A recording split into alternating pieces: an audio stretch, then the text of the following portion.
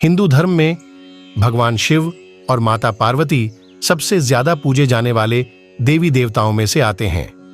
माना जाता है माता पार्वती ने अनेकों कष्ट सहते हुए जन्मों तक कठोर तपस्या करके भगवान शिव को पति के रूप में पाया था।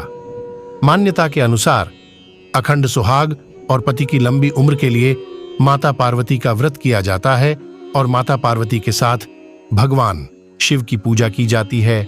भगवान शिव और माता पार्वती की जोड़ी अगाध प्रेम का प्रतीक और आदर्श जोड़ी मानी जाती है। लेकिन एक बार भगवान शिव माता पार्वती से इतने ज्यादा नाराज हो गए थे कि उन्होंने माता पार्वती को श्राप तक दे दिया था। आइए जानते हैं ये पौराणिक कथा। माता पार्वती ने 108 जन्मों की घोर तपस्या के बाद भगवान शिव को पति के रूप में पाया था।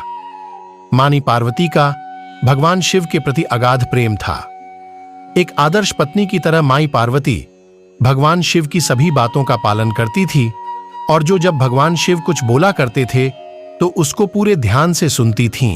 एक बार भगवान शिव मां पार्वती को ब्रह्म ज्ञान देने के लिए सृष्टि की कथा सुना रहे थे।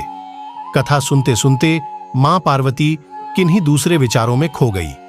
जैसे ही भगवान शिव को इस बात का एहसास हुआ कि मां पार्वती उनकी बातों पर ध्यान नहीं दे रही हैं, तब उन्होंने मां पार्वती से पूछा कि क्या आप मेरे द्वारा सुनाई जा रही कथा को सुन रही हैं?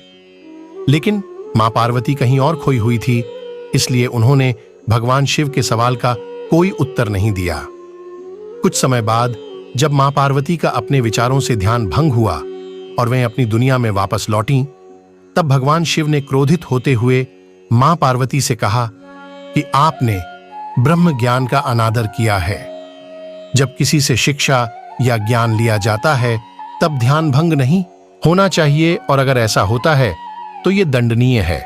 इसके बाद भगवान शिव ने दंड स्वरूप मां पार्वती को श्राप दिया कि अब आपका जन्म किसी मछुआरे परिवार में होगा।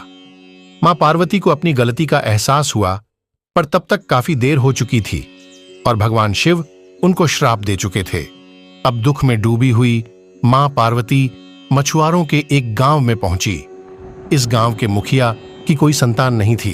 एक दिन वो मछली पकड़ने के लिए तालाब जा रहा था, तब उसको रास्ते में एक पेड़ के नीचे एक कन्या बैठी हुई मिली, जो कि वास्तव में कन्या के रूप में मां पार्वती थीं। वह नन्ही कन्या पूरी तरह से वहां अकेली थी, उसके साथ कोई भी नहीं था। तब मछुआरे ने इस घटना को प्रभु की कृपा समझा और उस नन्ही कन्या को अपने साथ अपने घर ले आया। मां पार्वती उसी घर में कन्या के रूप में रहने लगीं। इस तरह मां पार्वती को अपना एक जन्म भगवान शिव के श्राप के कारण मछुआरे के घर में काटना पड़ा।